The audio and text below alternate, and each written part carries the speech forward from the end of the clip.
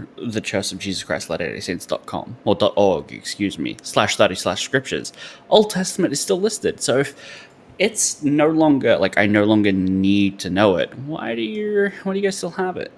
Doesn't make any sense.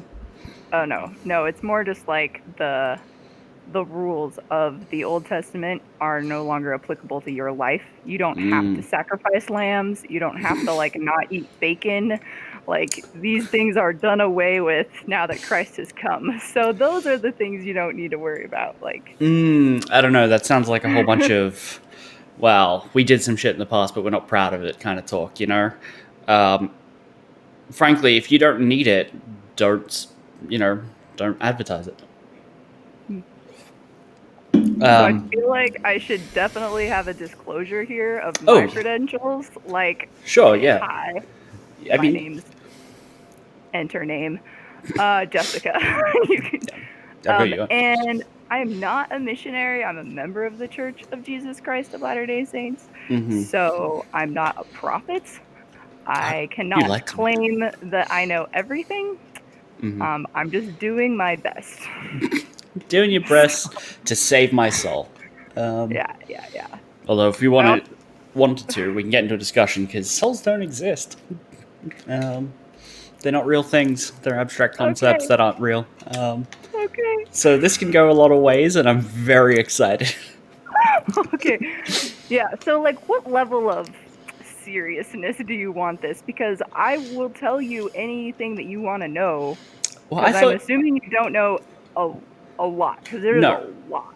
Okay, so there's a lot that I do know, but it's mostly from an atheist perspective, where it's like, here are all the shit that don't make sense, right? Yeah. Which is a very biased way to look at it. But I thought you had a sermon prepared. Did you not? My God. Oh no, not my God, your God. That's the point. Sorry, I love those kinds of jokes.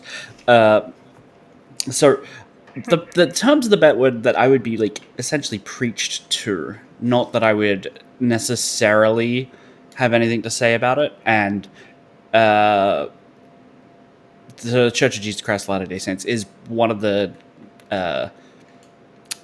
ones I know the least about, its specifics. So I'm much more familiar with Catholicism, right, or Protestants, or Church of England, which is Protestants. Especially because I have some personal experience with some of those.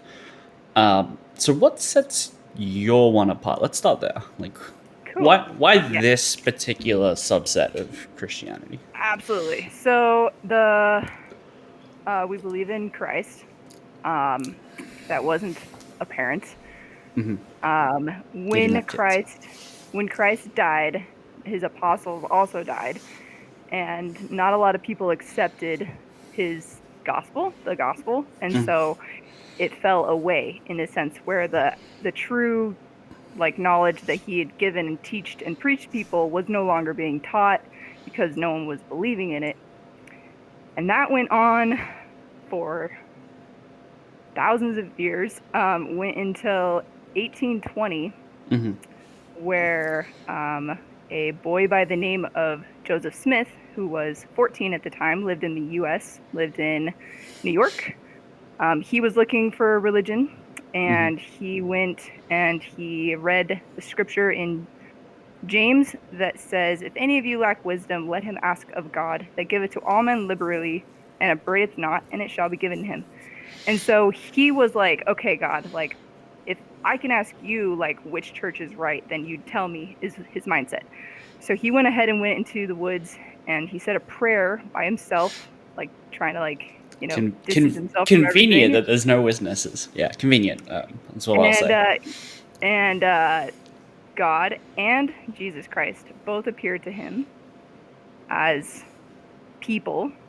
And told him that none of the churches were correct, that he should join none of them, but that he was to help restore the truths that Christ had taught when Christ was on the earth, and that when Joseph Smith was going to be older, he was going to have to do this. So obviously he wasn't going to have a 14-year-old boy just start the church right then and there. Yeah, no, that would be unbelievable. Um, that if he was That's 14, the part that would unbelievable that's the part. part unbelievable. All right. Okay. So that's interesting. Does the story continue? Does he try? Yeah, so Yeah. he restored the church with he had personal revelation from the Lord, several visits from Christ himself, was told where to find a record of people that had also followed Christ that lived in America before the Pilgrims, and that's the Book of Mormon record, which we believe is another testament of Jesus Christ. So we believe in the Bible, and we believe in the Book of Mormon being true factual Fuck events. you! I'm trying to And help you, so he helped motherfucker! translate that and then published it. And that's why it's like we're different, because everyone's just like, oh yeah, you Mormons, you believe in the Book of Mormon. And yeah. So I guess that's kind of like the biggest difference, is that a lot of other churches don't believe in more scripture. They're just like, it's just the Bible, that's it. Or even like, it's not even the Bible. Like, there was some prophet that was Jesus, and therefore we need to be baptized or just believe in him, So, Okay. so yeah. So the teachings in the Bible and in the Book of Mormon we support, which includes a lot of things like baptism, receiving the Holy Ghost for yourself, and following the commandments, trying to be Christ-like, and that we can live again. Yep. Okay. So that's, I think, the basis of your question of what So- sets us apart. So, first thing I would like to ask is this man, Joseph, let's call him Joey. He walks into the woods, Joey, and he says to God, which church should I join? And if you're looking for divine inspiration onto to picking a religion, but you only consider the Christian churches, and you just so happen to get a Christian church, God talking back to you, how do you reconcile the fact that there are other religions that are not Christ-based, that have been around predating Christ and are still going? Yeah. And are wildly different, which is the important one. So we believe in Satan as an actual being that can influence us, tempt us, and do things. And so God's given him a bit of power, you could say, to influence us mortals, Well, which includes making up churches. So we do believe that, like, the other churches are the devil. soiled by him. There's truth in them. There's just not all the truth in them, is how we view it. And Okay, so if you believe that the devil can get around and poison the well, so to speak, there's what level of criticism or skepticism do you need to have internally for your own organizations? Or do you just go, well, this one guy walked in the woods and that's good enough for me, but everything else is of the devil. It can't happen here. No. Where do you draw the line internally? It's all, and I challenge you to this too. Like, if you actually want to know, like, we tell people you have to pray and you have to figure it out for yourself. So, like, you can't just be like, yep, I believe it, and then, like, that's it. Like, you actually have to be like, I figured it out, I thought about it, and then I prayed about it, and I felt something that was really good. And every time that I think about it, it still feels good. So, like we go to church all the time, and we hear stuff, and sometimes people, like, throw in their own, opinions of, like, doctrine that's definitely not right. And so that's where it's like, it's still up to us to, like, really be like, God will correct us and be like, nope, that's not what my church is about. Like, that's that one guy's opinion. We also believe in prophets. So we do have a modern day prophet who gives us counsel. His name is Russell M. Nelson. Okay. And there is a quorum of apostles. So there are 12 apostles that are living today. Okay.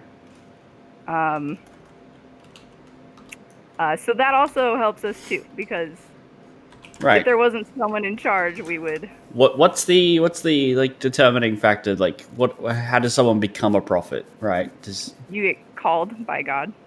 Okay, how do you prove that? Like, how do you tell other people God did this to me? Right. Like he has me on Hmm. speed dial, or I have him on speed dial. Yeah. How did someone get recognized as a prophet? So Joseph Smith was the first prophet in the latter days, is what Well, no, I'm talking tends about to be. the modern guy, Nelson. Yeah. Yeah. So they, like, if he died, Hmm. let's say, it would be, of the remaining apostles, it would be the eldest apostle that's been serving the longest would be the next one. But they still have to do like a Okay. vote, which is basically Okay. Okay. the personal revelation on it. So So it's just who's been around the longest. It doesn't actually mean you have any real special connection. I mean, you can view it that way, but that's not how we view Well, it. I mean, how do you become an It apostle would then? be, Because if it's just the oldest apostle and a vote, right, you've just been mhm. chosen by people, not by God. So, how do you become an apostle? Yep. Let's move down the line until we find that divine The connection that is prophet. Okay, provable, because that's the part that so matters. yeah, so the prophet, I believe it's a prophet gets revelation of who to call as apostles, Hmm. and then they're asked, like, Samikron, will you be an apostle? And be like, yeah, sure. Yeah, of course. And obviously, you have to be living a life according to the gospel. They don't just call anybody. Usually, the people that they call are people that have already been like serving in the church for a very long time. Mm. So it's really not like a surprise if you're like, oh, they're not just going to be like, Obama, we need you, like, come join our church, How convenient that God wouldn't call out perfectly good people to be like, hey, we think you do good work. You're a good person. No, it's already the people who already are here doing the work. It's very convenient, in my opinion. Very, very contrived. I mean, convenient, yeah. I think I think God just wants people leading his church that aren't going to lead a bunch of people astray. Because if they just had Well, anybody be a prophet, then well, everyone would be like, no, I'll just do whatever that's he says. well, yeah, no, obviously, but the idea that only people who are already within the church are the people who will not lead you astray excludes literally everyone else on the planet and is um, what's the right word? Uh, the argument is self-fallacious. It's designed to make people who are already there feel good. Mm-hmm. So that's only for, I guess, when you're being called as an apostle. Sure. Like, your life before that. I mean, our prophet grew up without the gospel in his home. So he wasn't born into it or anything. He found it. So we call them converts when it's like you join later rather than it being like a lifetime thing, which is my thing. Like, I've been in the church my whole life. So, so anyone can join the church. It's just the Lord calls the leaders, people who have been righteous that can lead, because he needs people that are going to lead and help people rather than making it a problem. Okay. I know it sounds convenient, but Super convenient. here's the thing. So Samikron, what's your favorite video game? Ooh, Final Fantasy VII. Okay, so Final Fantasy. Let's pretend that Final Fantasy is the best game in the world. I mean, we don't have to pretend, but yeah. Great, there you go. It's the best. So let's say, like, even on a level where it's perfect, like it's compatible with everything. It has the best graphics. It has just like the best features. It's a game that like blows your mind every time you play it. You're just like, this is crazy. Okay, so now you're trying to explain Final Fantasy to someone, maybe me, who's never played it before. But I've heard of other people, but I'm just like, it can't be that good. You know? So it's kind of the situation that I'm in, where like I've been playing the Final Fantasy version of like my whole life, where I'm like, I'm really excited to tell someone about this, but I also understand that, like, unless you actually play the game, there's no way you can understand like what I'm trying to explain to you. So also convenient, right? Because I can give you the game, I can send you a copy, I can let you play the game, right? I can point to parts in the game that are what make it great. It's tangible. It's evident, right? But saying I need to pray to understand why praying is necessary is like that's circular logic. I it's like, sure, I can take part. Like, I've prayed before. My grandparents are very religious, right? We say grace before eating, etc., etc. Like, when I was younger and we'd stay or I'd go to church on Sundays. I've been through all that, and there's never ever been anything happen. I've just sat in a room with people eating grape juice and crackers and reading from a book, right? So if doing it is the defining factor for understanding it, if people who do it still don't understand it, you don't have tangible evidence or proof, right? Like, there's nothing that you can prove to me that is true about it, or even in that sense understandable. Gotcha. For why it works, I should say, for you. Yes. All right, that makes sense. Yeah. So again, I'm not a missionary, so I haven't actually like talked to somebody who's been asking questions like this for a while. So so I'm gonna make mistakes here. So I will clarify something. All right. So when you pray, you want to ask, like, is he real? Like, is he there? And he doesn't answer sometimes because he's busy. Some people ask because they don't care. They don't want to know. They're just like, oh, I'll just do it. I'll just ask. But what if you actually cared and you are actually wanting to know, like, are you really there? Like, what would you do with that knowledge if it was a yes? Okay. Would it change your life, or would you just be like, all right, well, now I know? Well, it would change my life, but now I know is an honest answer, because even if he was real, I still take issue with the way things have gone. And I think if you're as a supreme being as that one, you can probably do some shit to fix it or have done it a better way. Any useful medical information in any of the testaments would have been great, but it's really convenient that none of that's in there ever at any point, right? Even arguably stuff that is designed to make people sick, right? I know you said you don't need to listen to or you don't need to believe or follow the Old Testament, but I think one of my favorite things from that is Jesus telling people that you don't need to wash your hands because it's not what you put into your mouth or what comes out of it that matters. But if you've ever lived through a pandemic, wash your goddamn hands. That's right. So I can...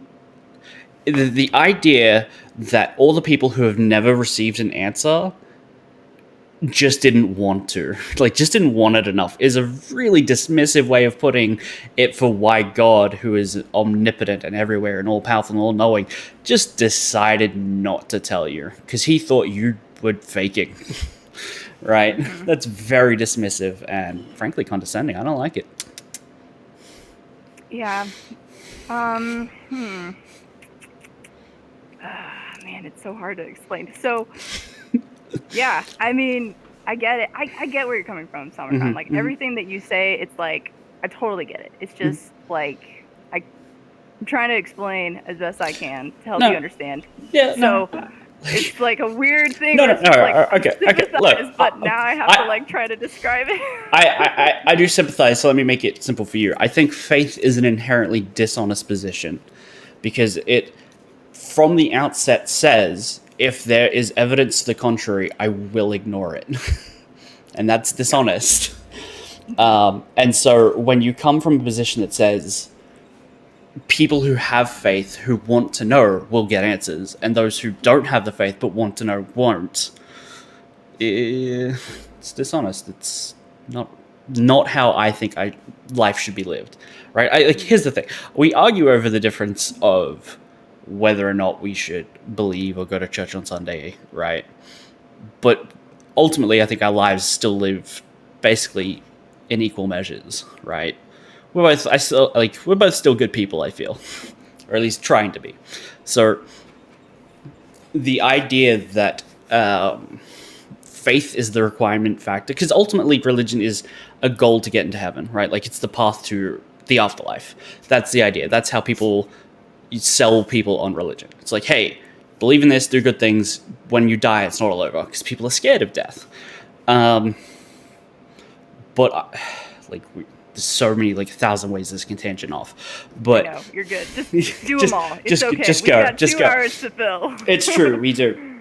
And so I genuinely feel like, despite the fact that it can still lead to good lives and people doing good things and benefits for everyone around you, it's an inherently dishonest position that diminishes what we actually do and know to have. Even though our lives are identical in meaning and purpose, and if this is all we have, by saying it needs to be lived in dedication to somewhere else, in hopes, in chance, in maybes that we will get to somewhere else, people will miss out on what they actually have here and now, which is tangible and evident to be true. Right? Does that make sense? Oh yeah. No, I am understanding everything you say. It's just I'm trying to figure out how to like explain my belief without like yeah, it's hard. It's a weird dynamic. It's fun. So so the Book of Mormon. The Bible was the timeline from Adam until John, which was right after Christ. The Book of Mormon was the timeline of 600 BC, a family that lived in Jerusalem and left and went over to America up until about 400 AD. Okay. So, and that's their record in the U.S. basically, before it was the U.S. in the Americas. In it, they talk about prophets of old, so they talk about like Moses, and they talk about the beliefs of like Christ is going to come. We need to like watch for the signs, and that we're going to be visited by him. And then leading up to that even goes to when Christ does come, and Christ visits them after he dies, and that whole experience, and then the lives of them living thereafter. Okay. So there were many prophets from the Book of Mormon that were like, there's even examples of ones who didn't believe and were actually going around being like, you should not believe, like telling people you need to leave the church. And an angel, on one example, came down and struck the dude dumb for 3 days and was like, you need to change. And then he turned into a prophet after that. So I guess it is unfair to say that like if you do pray, you're not going to get an answer unless you're really for sure, because God can do whatever he wants. He can give you those feelings, like those promptings, and being like, hey. But the biggest thing that we believe, that's just, I guess, encompassing everything, is free choice. We believe that you're given a choice of like what you want to do in your life, and where you want to go, what you want to believe. And God, if he is all powerful, could easily be like, we're just going to make everybody righteous. We're going to make them all do what I want, and they're all going to get their happy ending. So what's the point? Why do I need to give them free choice? Well, okay, so let me ask you a question. Is it true that all sins are forgiven except for the sin of disbelief? Good question. Because if the sin of disbelief is the only one that is not forgiven, then do we really have a choice but to be righteous? Because if it's the only one that's not forgiven, I don't get into heaven because I don't believe. But I hate to be the guy on the internet that goes there, but Adolf Hitler gets in before I do. Right? No. You can be forgiven. I'd say that I believe the only thing that's like the worst thing that you could do is actually being prophet and then falling and purposely trying to tell people that it's not true, even though like you've seen God or talked to him. That'd be like the worst sin. Pretty unforgivable. Well, I can see why that would be unforgivable, but also that would be the most reliable source, because certainly someone that was at that level who can then tell you, no, it's for sure all made up, is the person with the most experience to tell you, no, we're just faking it until we make it, right? Like, that's the person whose witness testimony that you can value. Has that happened? Anyone who's like, I'm a prophet and now I don't want to be? No, we haven't had any prophets that have gone away like that. God's promised us that won't happen. Like, we can always trust our prophet. The prophet's never going to go away. But Okay. as far as, like, Satan's definitely, like, not coming back. That's unforgivable. So that's a good example. Again, it's like there's probably like a handful of souls that would ever be like unforgiven. Okay. So, and again, that's up to God, because I don't even know. Oh, right. No, of course. Right. What's gonna happen. Right. You're not God. You'd tell me if you were God. Yeah, I would totally tell you. I'd reach through this monitor and be like, here's Omicron, here's my knowledge. I mean, honestly, I think that's better than water into wine or walking on water or feeding an army without... You reach through my monitor, I would believe pretty quick, right? I mean... You'd be like, all right. Isn't that kind of the point of, like, walking on water, though? To show people, like, literally that this... But how come that doesn't happen anymore? Like, obviously no one else is Jesus, and he was the one doing that stuff. But if it was obviously evidently necessary to physically prove that who this person was, who they said they were, how come, people 2,000-ish years ago got all the evidence we needed just in a time where we didn't have the infrastructure to adequately record it? Yeah. It still happens today. There's miracles, maybe not walking on water. But like, I've experienced, you can call them miracles, like in my life, where like I've been sick and gotten blessings, so that I could get better. And even had ones that were instantly better, like instantly better. Do you want to talk about it? Yeah, I mean, they're just like little stuff. Like, I was at college and I was going to go take a test and I had a major headache. And so I called up a friend we believe in the priesthood, that you can have the priesthood. And so you can give blessings of comfort and of healing. And so I was like, hey, I need a healing blessing. Like, I have a major headache. I need to feel better. And so he gave it to me and it went away, like right away. So, are you aware of the term placebo? Oh, yeah. Okay, yeah, so that's what happened. Oh, I've had blessings where they haven't gone away instantly. They're more just like over time. Ah, okay. There was the time-released capsules. So it's not just like... Right, no. But, I mean, placebos are the effect of you believe it to work, so it does. Right? Like, that's... Not to diminish your personal miracles, your experiences, but miracles performing because you believe in them is a placebo, right? That's how it works. Modern medicine uses placebos from time to time. Obviously, can't rely on it too heavily because people will work out the trick and then they won't believe in it. It's interesting that people can be tricked like that. But so when you tell me that you've been healed, it's not like you've ever had a cut miraculously heal up instantly. No. Just things that are intangible pain in somewhere in your brain that no one can verify that was actually there in the first place. No, like I broke my arm and had a blessing right before surgery that it was going to go well. I was going to be able to use my arm again eventually, as perfect as I had before. And it is, like, which even the doctors were worried, because they're just like, I mean, you got to be really, like, I worked at a doctor office, and they're like, you got to be really careful, like, when you break an elbow, like, joint, like, they know someone that can't do this. Oh, yeah. Yeah. But no, full range, even, like, my double joint is back. Oh, like, you double jointed? Excellent. I'm double jointed, yeah. I think that probably helped with it breaking and dislocating at the same time. So. Oh, yeah. I can see that. I broke my ankle when I was in high school, and it broke pretty bad. It broke like around the socket joint, and then where it connects to the tibia and the fibula. So I had surgery for that, and I've still got a metal plate and like half a dozen screws sticking in it. No blessings were required, and full recovery, full range of motion. I don't enjoy running anymore, but I can get around. I do a physical exercise job. No blessings required. I thanked my doctors. There you go. And Medicare, which is our socialized healthcare, because I didn't have to pay for all the surgery. We do believe in medicine. I know there's other churches that don't.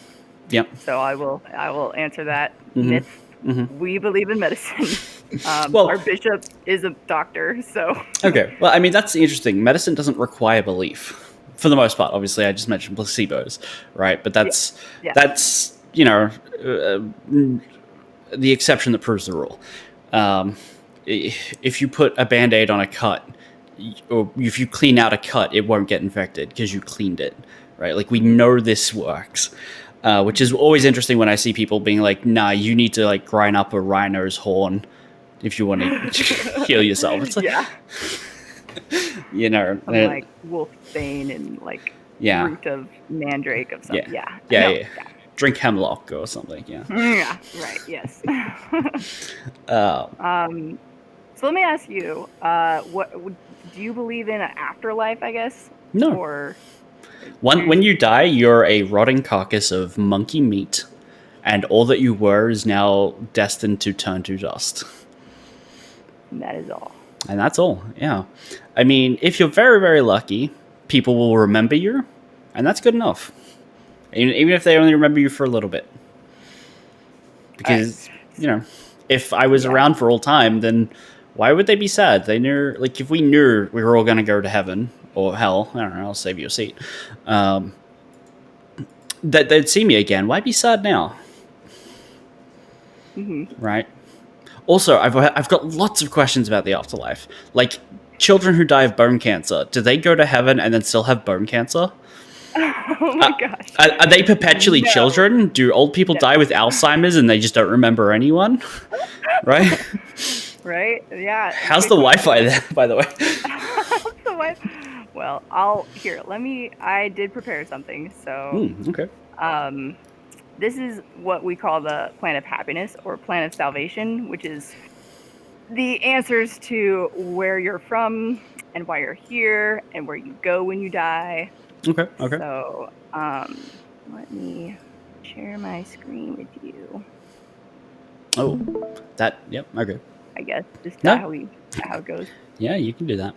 Cool. All right. Did you prepare a slideshow? I did. All right, so Samacron, before we're here, our spirits, we believe in spirits. Our spirits were in a place unknown, I guess. It's just out in the middle of nowhere, called premortality. And we knew God. We knew Jesus Christ. Mm-hmm. We knew Satan, who was called Lucifer. Mm-hmm. And God came up with a plan that we would come to Earth, get bodies, and then return to Him.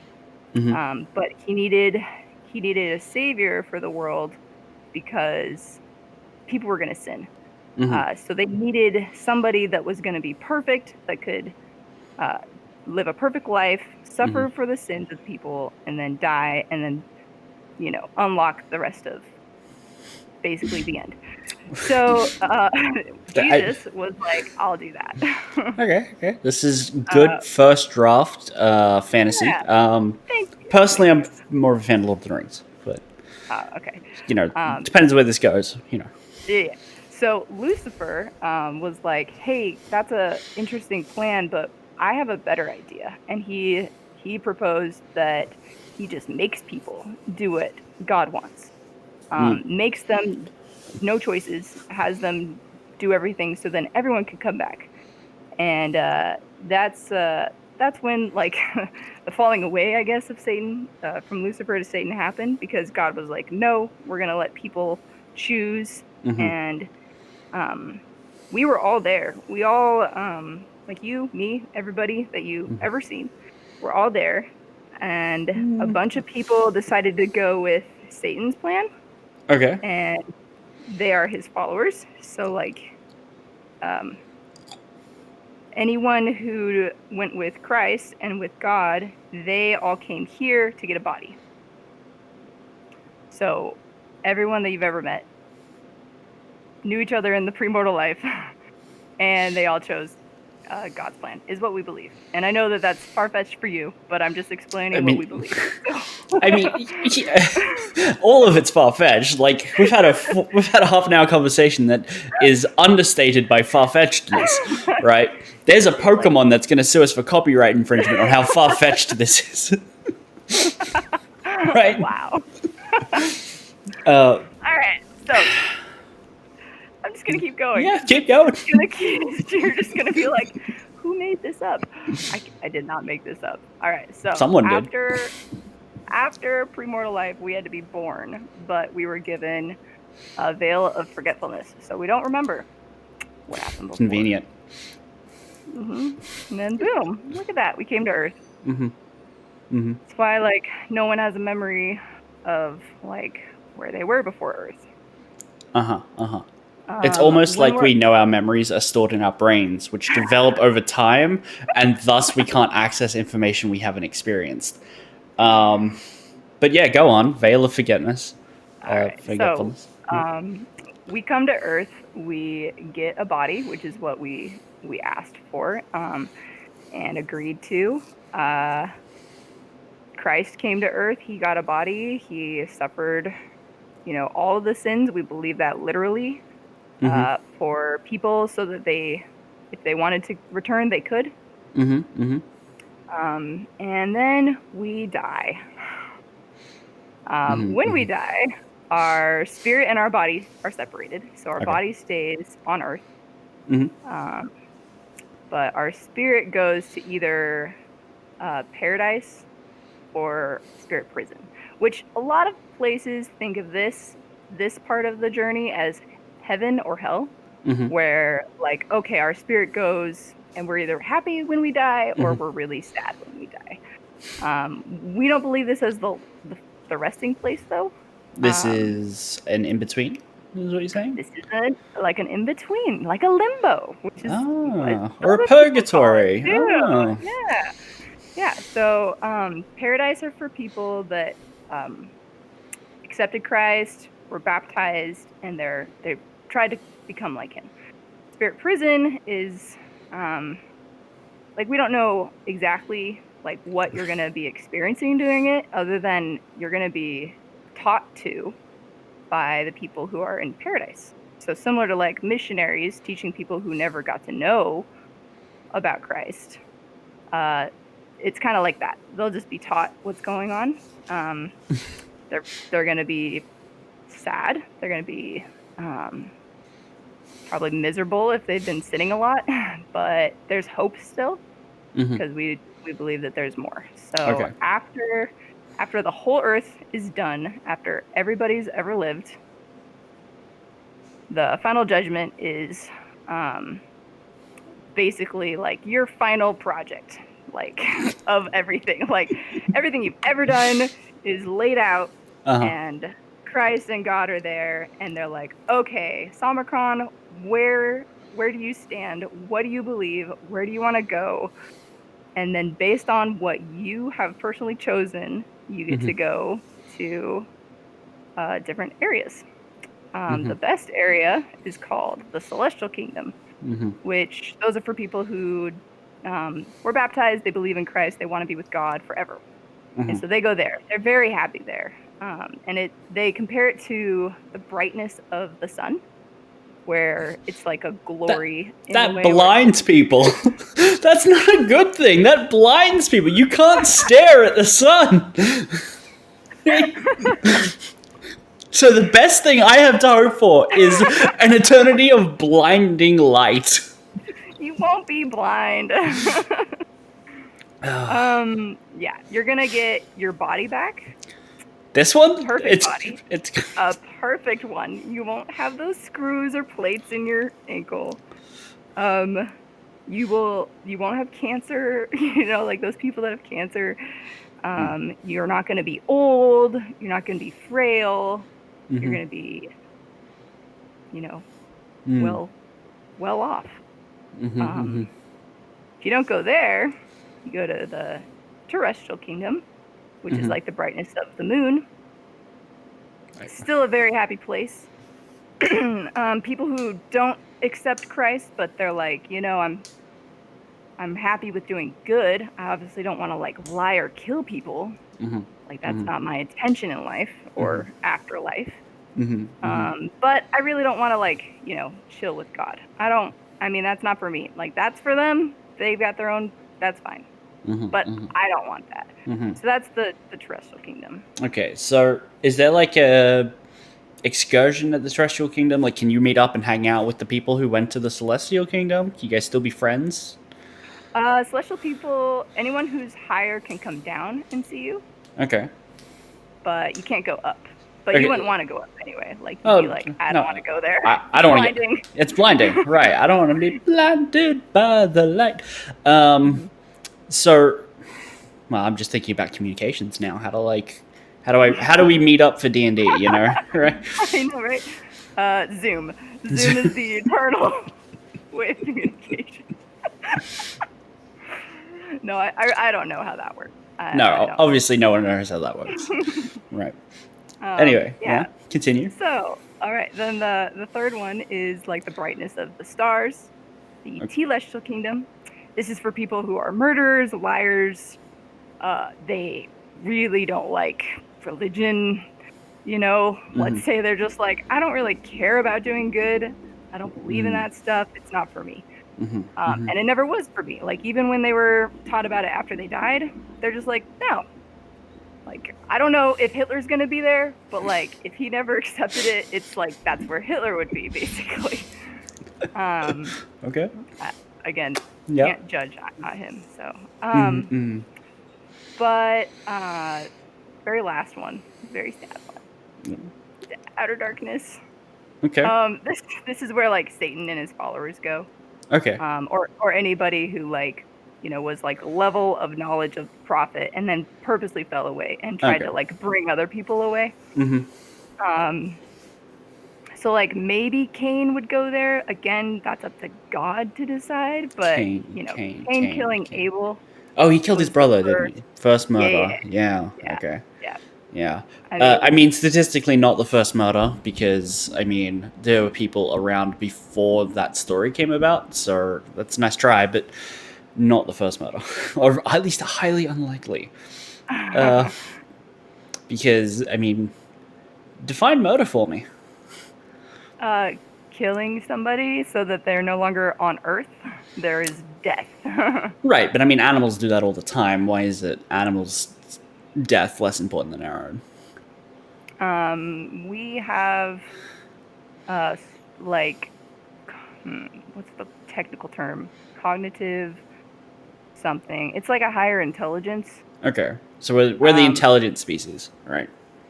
Yeah, is what you say. So like, we have like, I guess like all dogs go to heaven. Like everything that God's created, like animals or plants or whatever, like they're all gonna be fine. Like I don't know if they're gonna have a plant. Animals get to kill. Animals get to kill, but we don't. Okay, that seems unfair. Yeah, I mean, you know, they're animals. They're animals. Wow, way to look down on them. So condescending. They're animals. Humans are animals. Are higher than animals. We're animals. As far as intelligence goes. So. Oh, we're definitely the smartest animals. I'm not arguing that point, but we're definitely still animals, and we've got the genetic evidence to prove it as well, right? Yeah. We can define ourselves into primates and the Homo species, and you know, all of our cousins. So we're definitely still animals.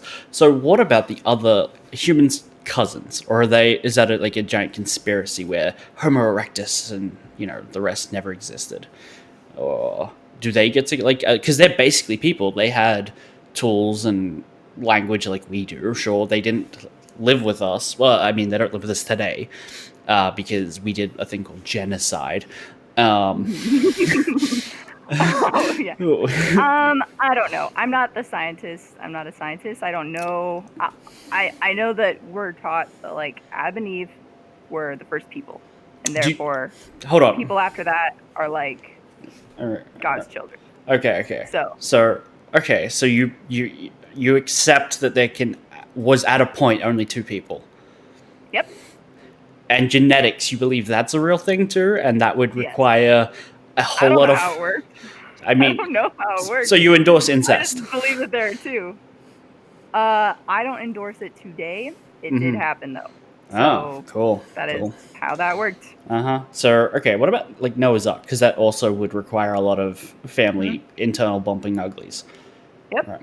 Okay. It happened. I mean, Despite the fact that there's literally no evidence supporting Noah's Ark, right? No scientific record. I thought they found the Ark. I thought there were like No. scientists that were like, they found it. No, they didn't. They found. You talking about the lump of? watermarks. You talking about the lump of rock on top of Mount Ararat? I don't know. Okay. I don't know. That's what that is. It's a lump of rock. But here's the thing: floods leave a lot of destructive evidence wherever they are, right? And we've dug through, like, we have trees older than what people, like, than the Bible, that are still alive, right? So the people who wrote about a story, and I'm willing to grant some time as stories would be passed down as oral tradition. So I'm not saying when it was written in the Bible, that's when they thought it happened. But, so I'm allowing some leeway. But we have trees older than the records you purport to be true are that suggest a worldwide flood. Right? A worldwide flood which would have destroyed the trees, which is a point, right? Like, we've taken samples of the trees, counted the rings on the inside, which we know only grow one ring per year, and we can see the difference in growth rates depending on what happened to the year. So we can see the growth rates in summer, spring, winter as seasons change because the tree grows at a different rate. We also know that if there was a natural event, we would also see a decline in growth, etc., right? There is no evidence for a global flood, right? Because if we saw trees destroyed on one side, okay, so either it happened I don't know. and your God is a know. deceiver, or it didn't happen. See, that's where that funny word faith comes in. Oh, okay. Yeah, so it's, you're just going to be dishonest and ignore the evidence. I mean, when Joseph Smith translated the Book of Mormon, there was no evidence of horses in the U.S., and he was claiming that there were. Like, he was claiming in the Book of Mormon it writes about horses. And so everyone was like, you're crazy, there's no horses. Like, obviously this guy's just made this up. But now today, guess what? There used to be horses. And I mean, these are just like, it's just like a tiny example of like science can be wrong. Like, I don't know everything. All right, I'm not going to argue science is right 100% of the time, all the time, and never is ever wrong, but the difference is science, when it's wrong and can be proven to be wrong, will change its opinion, right? Like, if you can provide evidence anywhere, a tiny bit, right? We'll put in a footmark, like the notation that says this claim is disputed, right? Yeah, we're happy to do that, but like,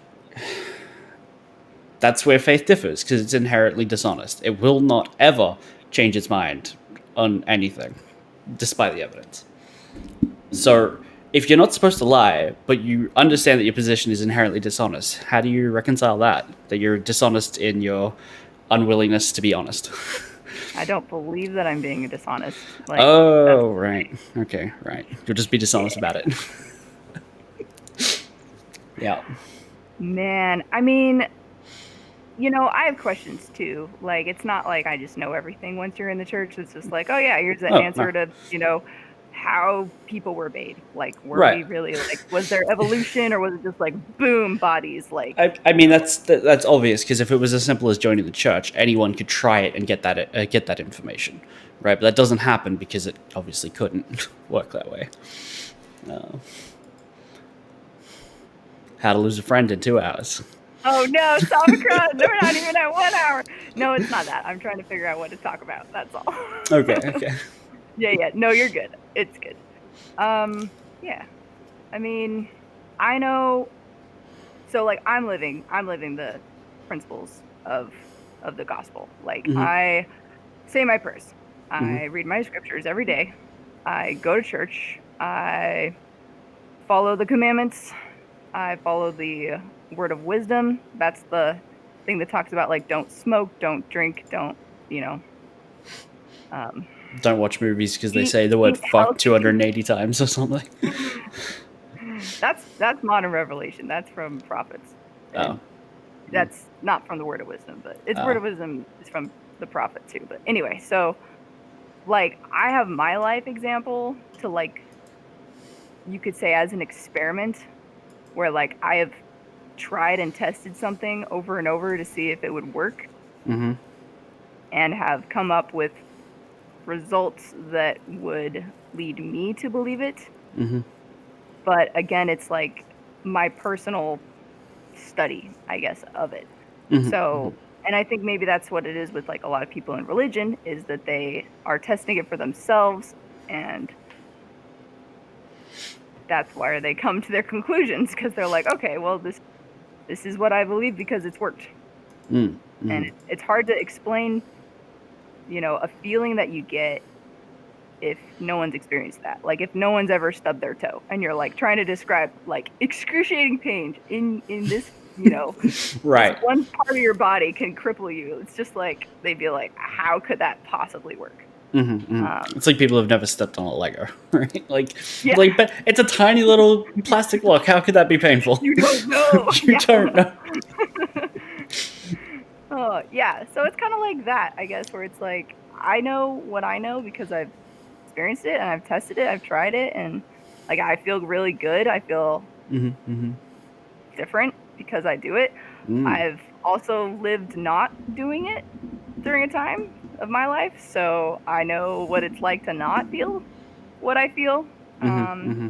And honestly, it was just like empty and like wanting that Final Fantasy game, like I'd been playing it every day, and then I was like, no, it's not the best one. I'm gonna go to Fortnite, and then being like, this is the worst. But trying to be like, convince myself that this is better. This is 100% better. Mm-hmm. And just every day being like, why am I doing this to myself? Like, but Okay. Okay. I had something in the middle of that, but I was like, no, I'll let you finish now. Yeah.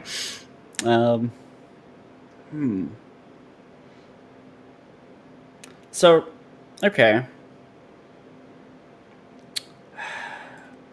Stop trying to get it back.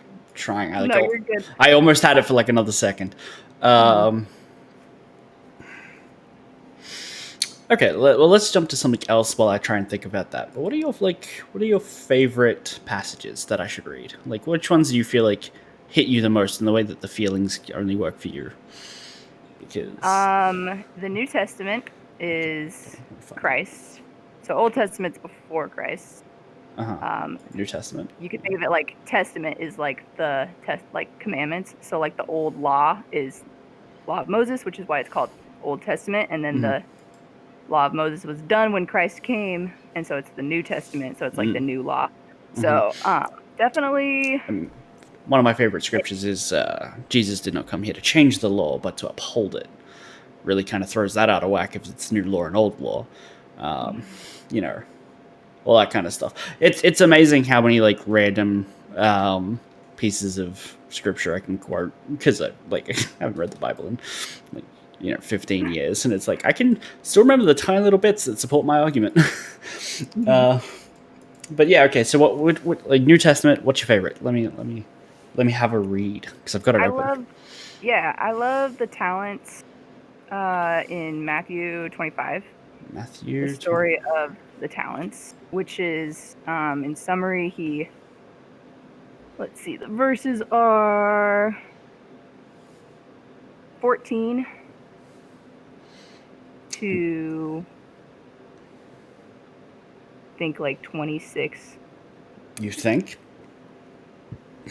Well, he talks in lots of parables. There's multiple parables. So he gives 3 men talents, which are like money, So he gives one of them 5, another one 2, and another one 1. The one who had 1 buried it because he didn't want to lose it. The ones who did 5 and 2, they worked and they doubled their money. And so when the Lord came back, this was like the person that gave them the money, came back and was like, okay, what have you done with it? The ones that had the 5 and the 2 are like, look, now I have 10, now I have 4. And then he goes to the last one and he's like, what did you do with it? And he's like, oh, I hid it away so that I wouldn't lose it. But he didn't do anything with it. For me, I like that because it's like, what am I doing with what I've been given?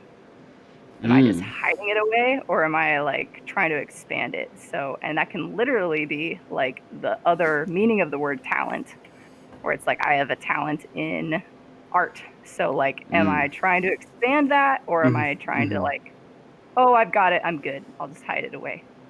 Fair enough. I mean, that certainly makes sense.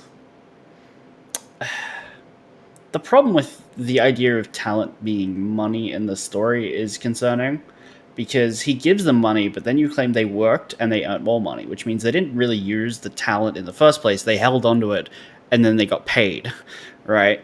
So you can earn money without talent, and assuming the guy who only got one, who then buried it, he had to eat somehow. He had to pay for that. So he presumably also worked. He just didn't get paid, which I guess just is like the Bible favoring the wealthy, right? Like the people who have lots of talents get to live better, and the guy who had few talents was not very good because he was probably poorly educated, reading a book of holy fables written by ignorant primitives.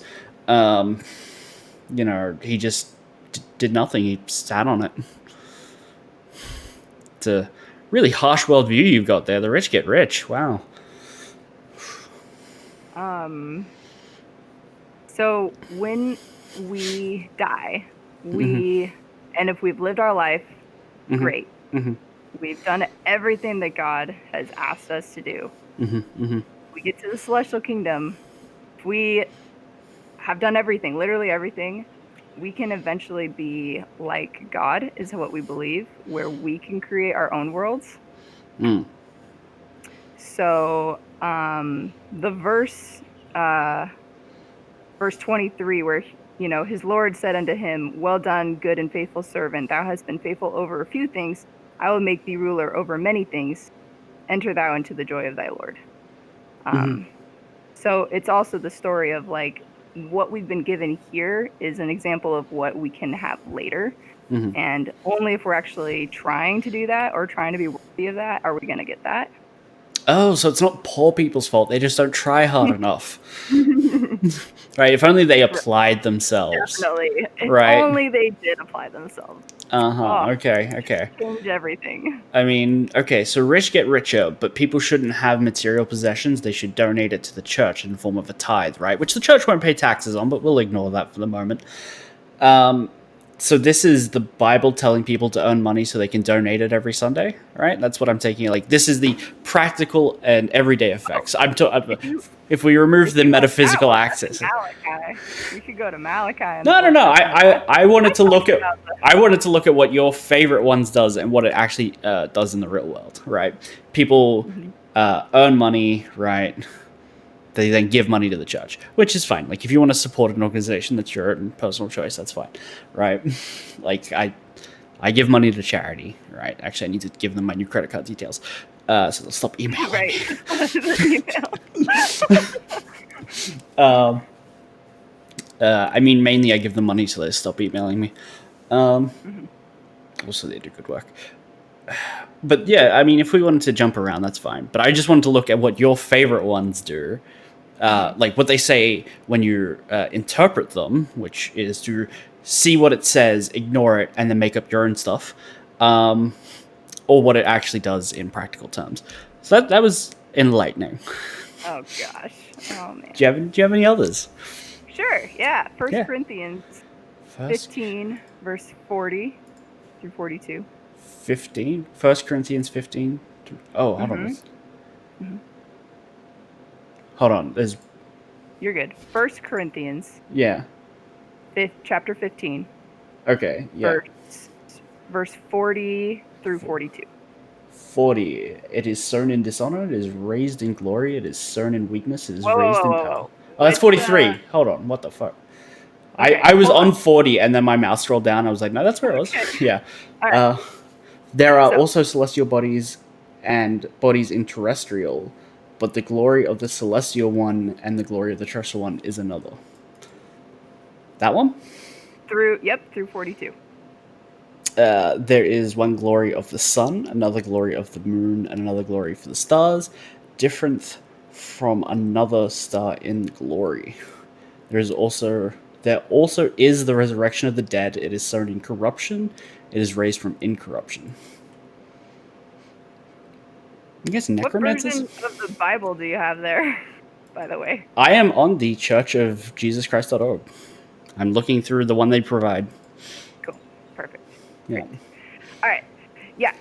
So I wanted to point that one out just because I had talked about the different kingdoms, and yeah. a lot of people are like, "Oh, you're just making that up." It's just like, well, it's not in the Book of Mormon. Actually, it's from the Bible. So Right.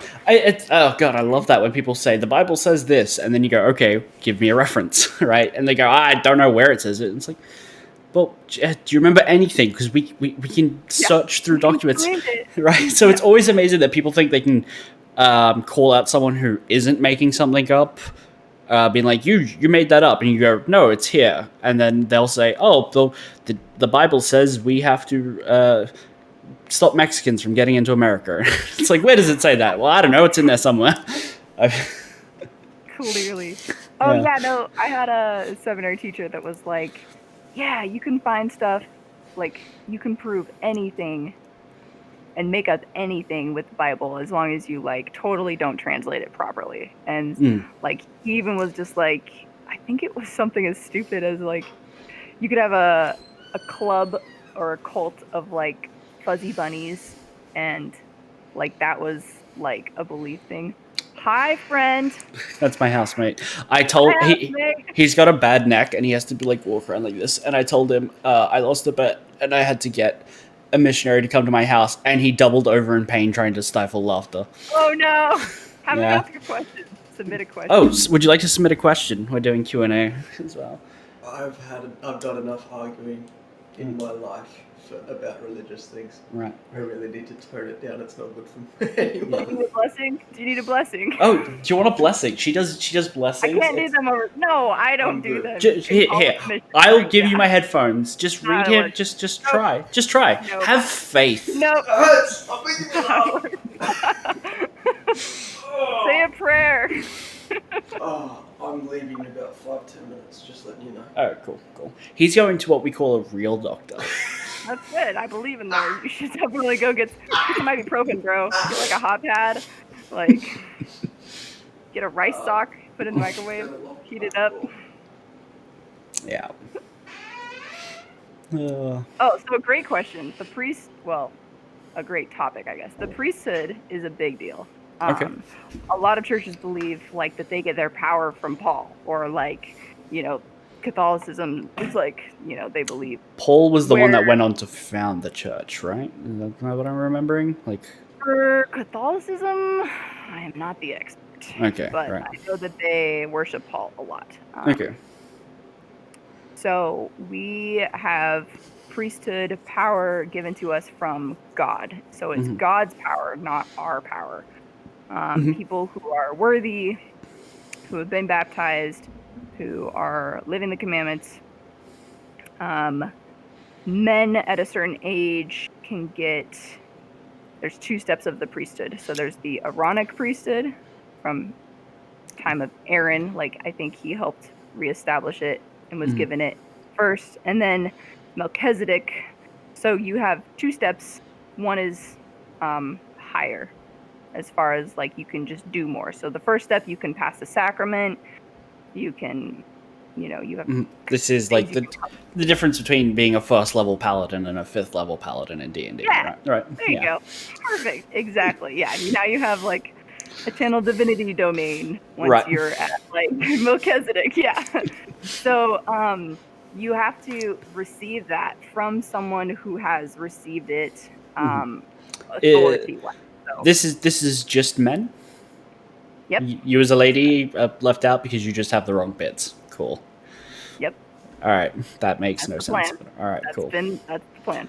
Yeah. So Joseph Smith was visited by Paul, Peter, James, and John. He was given the priesthood from them, along with 2 others that were the apostles at the time, or counselors that were helping Joseph Smith. Could you shift your head? I want to look at the art behind your wall. Is that Lord of the Rings? Yes, it is. Oh, yeah, it is. Yeah. Excellent. Sorry. I was like, those hobbits look familiar. Taking the hobbits to Isengard. Yes. So Sorry. Joseph Smith, few people got the priesthood. Mm-hmm. Then anyone from that time now has a way that links back to them, the people, the originals. So Joseph Smith might be on like your card that you get when you have the priesthood. That's the highest level. You get a who gave it to you, who gave it to them, who gave it to that person, who gave it to that person. Right. And since it only went back to 1820, there's probably just like 6 names on your list. Right. That. Right. So we believe in the priesthood, which again comes from God, but we can do the actual blessing for people. So we do a laying on of hands. So lay on hands. Paladin, first level. They'll put their hands on your head and they'll say a prayer, and they say it by the name of Christ, by the authority, which they don't ever say like, oh yeah, by my own authority. So I could never just be like, Somicron, I, Jessica, bless you. You're going to be better because I hold the power. Like, we don't believe it. The power is all him. And, yeah, people who do that are not like, you're like, nope, it's not going to work. Like, sorry. That's not how it works. Right. Faith healers, wonderful business, They definitely are not charlatans, right? The people that go around and be like, I heal you. It's great. Oh, God. I know it's not you. Well, probably not. I don't know for certain. But there's Kenneth Copeland or something. No, not Kenneth. Copeland. I think Copeland's right. But it's like a televangelist who was like offering a prayer to try and get COVID out of America. And it's as like not pleasant to watch as you can probably imagine, but somebody overlaid it with heavy metal music, and it might be the greatest heavy metal song of all time. I believe it. I will find you a link as I don't know, you continue to talk about something. Feel free. Yeah, so that's like another thing that really sets apart, I guess. Like, yeah. We also believe that God, Jesus Christ, and the Holy Ghost are 3 separate beings. Okay. Which is like a big deal breaker for lots of people because they believe that it's like one being, that they're all just one deity and it's just one thing. Right. We believe that there's 3 and that they all believe in the same goal, so that they're unified in that sense. Okay. Where other people believe in one being with like 3 different jobs. Right. So. Okay, yeah, I know I'm looking away as I'm searching, and I have found it, but I am listening. Yeah. Yep.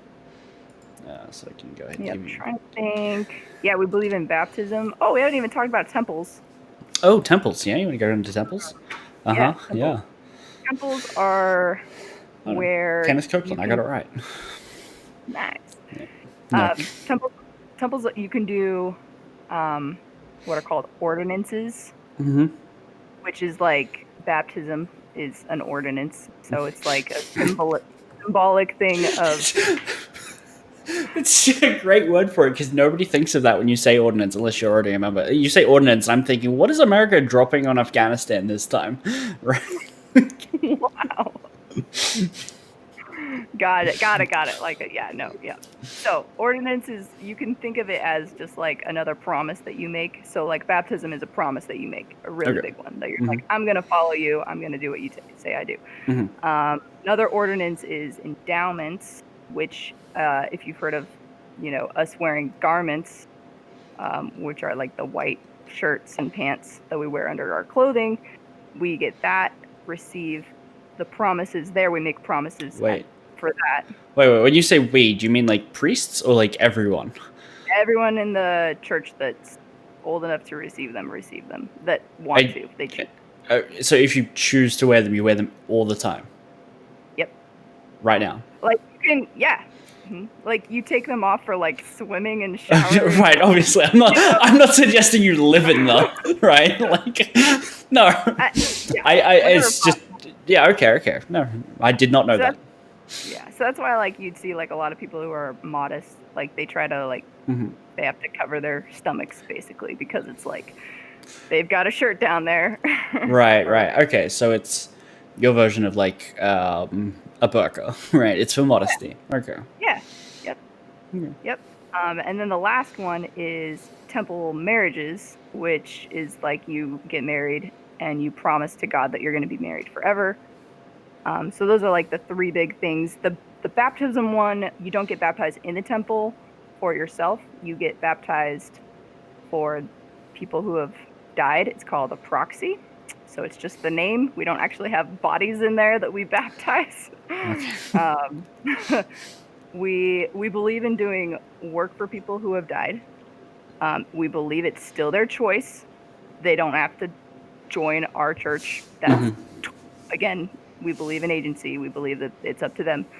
But we've been commanded to do it so that if they do want it when they're in, spirit prison or paradise, that they can have that done for them, because it's only something that can be done with the physical body. Okay. Okay. That's interesting. Have I told you about the story? Because I'm the youngest of 3 kids. Have I told you the story of my sister's baptism? She's older than me, so obviously I was not there for this. No. What's the story? The story is my grandparents are very religious, right? As I've mentioned earlier. And my mother grew up religious. My father did not. Not particularly, anyway. So my sister, the eldest of 3, comes out, gets baptized. My dad goes, that took way too long. Didn't bother for the rest of us. Like, that was his complaint for it, which is that took way too long. Like, just the event and ceremony was too time consuming to be worth it. Oh no. So if my sister gets into heaven, or the celestial realm or whatever at the end, and I don't, say hi. Okay. Yeah. Maybe she'll come see you. I don't know.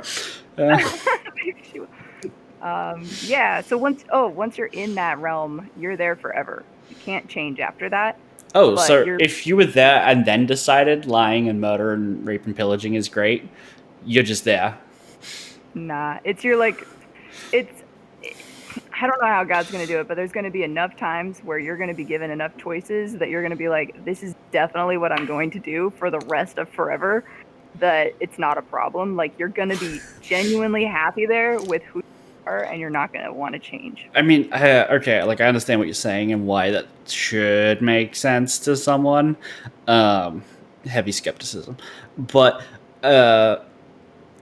forever is a long time, and good people go crazy, right? Like the idea that you can be in a place forever in an unchanging like environment, right? It's like being like Castaway. You've probably maybe seen the movie Castaway. Yep. Tom Hanks. Yeah. Like, he's a good person, but he goes crazy, right? And people who are crazy change in a way, right? Like, so the idea that we're going to go there and we're just going to be cool with it and never change, right? The idea that we won't ever change implies we lack the free will to do so. So we get free will now, make a choice, lose it later. Yeah.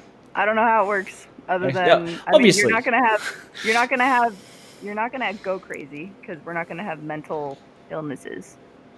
You're gonna have perfect knowledge. You're gonna have in a ways that like I can't even fathom. Like, I'm excited to see like what that means. Like, I'm excited to see what my perfect body's gonna be. Like, am I gonna look like this, or am I gonna have like a better nose? Like, am I gonna have? Nah, your nose is fine. Am I gonna be taller? Like, like things like that. Like, Right. Well, here's the thing. Like, there's so many questions about that, because it's like, do we still have to eat? Because I assume not. We don't have to, but can we choose to? So can we create? that's what I thought too. Can like, I like steak, right? Have you ever had like a grade A5 Wagyu steak? Right, like, it's basically like a marbled slab of perfect meat. It melts in your mouth literally because it's so much fat. It also costs like the GDP of a small country to buy a plate. But if we're in the sun, right? Maybe literally, maybe not. Can we raise cattle? Think of it as like the brightness of it. Like, it's gonna just be like not that. Not. Never mind. Hold on, because then you're gonna be blind. You're like, right. Right. I don't know how to describe it. Right. No, like this is not questions I expect you to have answers to. This is this is things nobody can answer because that would require having been there. Right? That's true. Yes. Yeah. Whew. Man, I really like. So like I'll give you an example. Okay. I mark up my scriptures. I don't know if you ever did as a No. Yeah. So like I did 4 years of seminary in high school where we Okay. covered Old Testament 1 year, New Testament another year, Book of Mormon, Mm-hmm. and then Doctrine and Covenants and Pearl of Great Price, which those are all texts also in our church that are I saw modern those. revelation from like Joseph Smith till now. Mm-hmm. Mm-hmm. So those would be like Joseph Smith received revelation on the word of wisdom, which is, a great example. But people are always just like, oh, that's why you can't drink coffee or tea. And it's like, yep, because of DNC 88. So, You don't drink coffee or tea? nope. Like, okay, so there are people who don't drink coffee and tea. Like, and same as like drinking alcohol. I understand people's choice, right? And it's one of the things I don't like because I do believe this is to be our only existence, and you're intentionally limiting your experience and growth as a person for things you may or may not like. But it's not required that you don't drink coffee, is it? Like, it's not Yeah. like you. Okay, so you won't get blinded by the sun if you drink coffee. So What? so Okay, it's but here's the thing: we know coffee is a component. It's a compound. Is it the caffeine? Is it the sugar? Is it the water? Is it the milk? Is it the Look, which part of it can't you have? we have been addressed that caffeine is not forbidden because there were a bunch of people that were like, Caffeine's super useful. they're like, oh, you're drinking a Dr. Pepper. What the hell? Dare Right. you? You're a member of the church. Like the church was like, guys, we never said it was caffeine.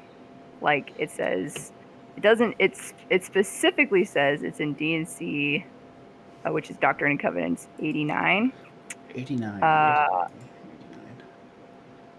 And that verse 7, and again, strong drinks are not for the belly, but for the washing of your bodies. Again, tobacco is not for the body, neither for the belly, and it is not good for man, but is an herb for bruises and all sick cattle to be used with judgment and skill. And again, hot drinks are not for the body or belly. Well, okay, hot drinks. Which You can't have hot chocolate. You can't have hot chocolate. Oh no, you're missing out. Which is clarified as tea and coffee. Okay, so you can't have a hot chocolate, but I can have hot okay. So I love hot chocolate. I'm gonna go out on a limb and offer you that coffee is something that is greater than the sum of all its parts, which is why it doesn't bother to list the specific part of coffee that you cannot have. Right? Like it's when you put all these things together and call it coffee, then it becomes bad. It's not like the coffee beans that contain evil compounds that can't enter the body, right? Like I'm going to offer you that olive branch, right? Is that what this is saying? Because otherwise it just doesn't make any goddamn sense. So a lot of people are they with this specifically, they're like they call what's following like the letter of the law, which is rather than the spirit of the law. So they'll be like, it literally says hot drinks. So therefore, I can have cold coffee. Iced coffee is good. They're like, it's the letter, which is like, Well, actual the word. if I like the spirit, which is like, you're not supposed to drink that because like. Well, no. Religion has always been clear and concise in what it wants to convey. And if it meant you can't drink cold coffee, it would say that like quite clearly, and it couldn't be disputed. Evidently, cold coffee is fine. What about soup? What about soup? Soup is a hot liquid, like it's a hot drink, right? Again, I'm telling you what has been. Is it a problem if it's in a cup but not in a bowl? So if you'd put coffee in a bowl and drink it like that, is it fine? But if right? But if you put soup into a thermostat, right, then you can't have it. So let me tell you what happens if you do. So we have the temple, which is like the highest thing that we can, I think, do. Yeah, that we can do in this life. That's like going to the temple is probably like, if someone goes to the temple, that's like as high as righteousness goes, because Mhm. you have to get interviewed by your bishop and then the what's called a stake president, which is the person in charge of like the whole area of all the churches that Mhm. like meet. So you have to get interviewed by two people, and one of the questions is, do you keep the word of wisdom? So it's like, do you drink coffee? And if you're like, yes, it's like, okay, well, you just can't go to the temple. You can still go to church, you can still live your life, but like you just can't go there. So it's Hold on. like, When you say go to the temple, you mean a physical place? Like I can't go in. I can't visit this place because I drink coffee. Because I actually was drinking a can of V earlier today. I can't. correct. Um, Correct. You would have to get a recommend, which is just a letter letter of that has your recommendation. name on it. Yeah, it's like a letter of recommendation. Very small. It's got your membership ID on it, and it's got signatures from the bishop and stake president that have clarified that they have proved that you can go in. So when you do go to the temple and you go up to the door, there's a person waiting there. You give them your recommend. They look at it, make sure that it's real, give it back to you, and then you're off to your appointment, which is either baptisms or temple marriages. Right. Fun fact about this can of V. I don't drink V all that often, but I had to get money out to pay back my housemate yesterday for buying lunch. And so I went to the shops, and I could just go and ask the cashier, can I get some money out? But I feel bad walking into a shop and not buying anything. So I was like, oh, I'll get a drink, I guess a V. And that's why I got that. And then I got to the register, and for whatever reason, they were like, yeah, you can't do cash out. And I couldn't, I felt too bad. Like I couldn't walk back and put it on the shelf, so I had to buy it. The whole reason why you were there. Yeah. I mean, is it good? I mean, was it even worth your? I mean, it's not awful, right? Like, but it's not so good I would condemn myself to hell for it, right? Okay. Cool. Coffee's so good though. Coffee is good, right? Like, yeah, Makes your teeth yellow. it's true, but that's So you can't function if you don't have it in the morning. Have you seen those videos of people that like go off coffee for like 7 days, that have done it like every day, and they're like going crazy? right. Well, I'm not saying it's not an addiction, right? But fun fact, if you like, they did a study. They put people who were religious, devoutly religious, in an MRI, and people who were addicted to, I think, tobacco, and I think there was like a hard substance like meth, and then an alcoholic, all in MRI machines. And the one thing they all had in common was that the religious people and the addicts, parts of the brain that lit up were all the same when talking about their addiction. Right? Which is Oh why, my gosh, which is interesting. why churches that offer like Alcoholics Anonymous are so successful, because they're not removing the addiction; they're just swapping their product to something that's more socially acceptable. Oh, like in their brain. That's Yeah. cool. Interesting. Yeah, we have that. We have a 12-step recovery for people with Yeah.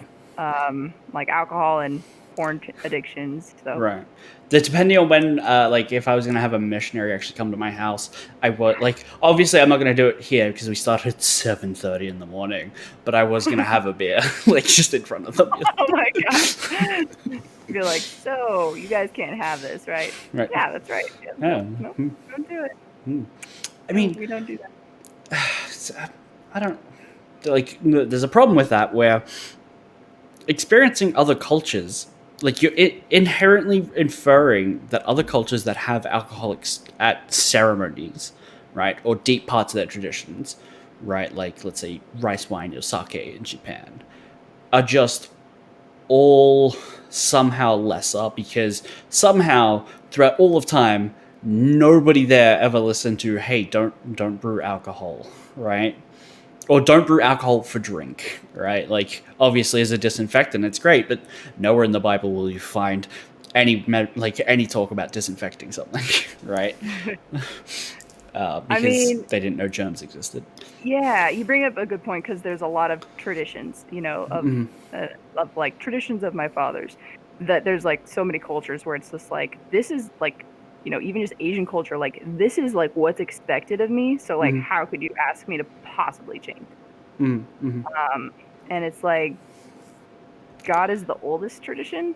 So in a way, you can think of No. it like that, where it's like We have calendars older than your religion, right? Like, you can't argue that. Like, you get away with it. we believe that God was before all of this. Like He created all of this. He brought all of us together, our intelligences together. He made the earth for us. He didn't. He made Gravity our did that. bodies, gave us this place to be, and then we can be with Him again. Right, but like,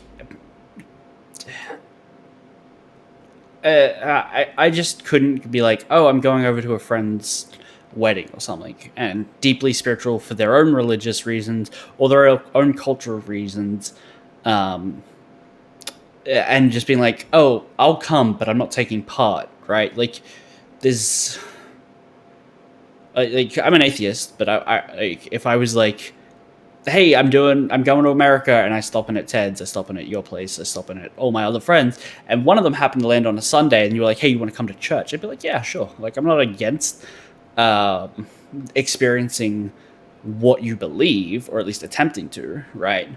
But to then just be flat out and be like, nah, can't do it, bro, because you have to drink, wine or whatever in the ceremony, right? Just be like, I couldn't live like that as a worldview that all these other places are condemned because coincidence, happenstance, I guess the devil, right? Because that's basically the reasoning of what you're positioning, which is 10,000 years of human civilization, and the devil has intervened at every step that for some cultures to derive them of the light of the sun. Yeah, there's definitely like good ways to express that to people, to be like, I'm not just gonna walk in on somebody's wedding ceremony and be like, you're doing it wrong, Right. Like, but yeah, like I'd also respect if you were a Muslim or you had to pray certain times a day. Like, I'm not gonna be like, Samacron, like, come on, let's go, we're gonna be late.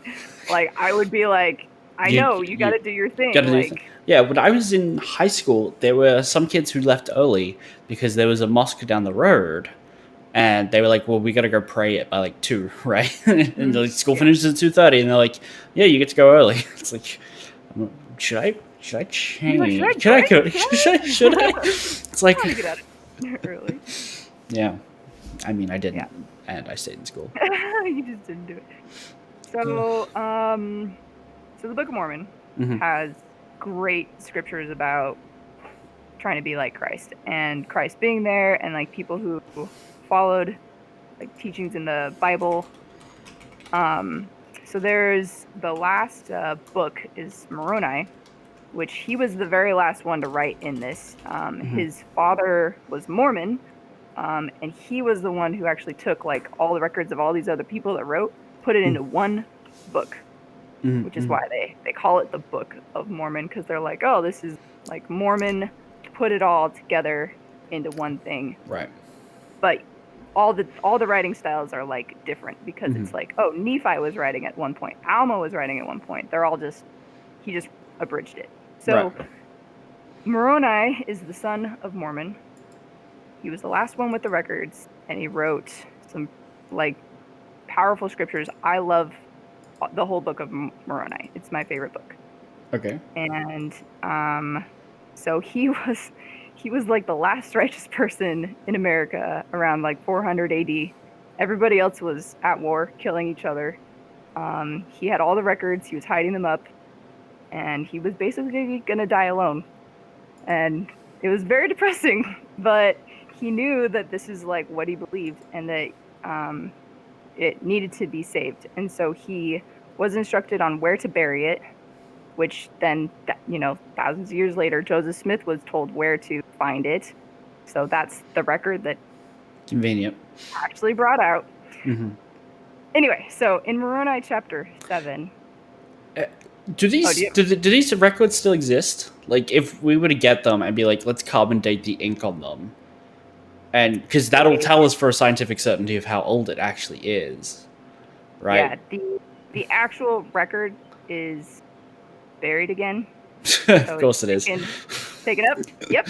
Oh yeah. Nope. I'm gonna go out on a limb and assume it's buried somewhere on private property that the church owns, right? So no one accidentally digs it up, right? Like, we wouldn't have put an apartment here, but found the Book of Mormon, right?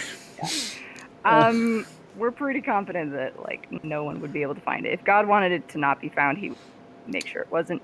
But it's Hill Cumorah in New York. If you want to check that out, Hill Cumorah. Hill Cumorah? Okay.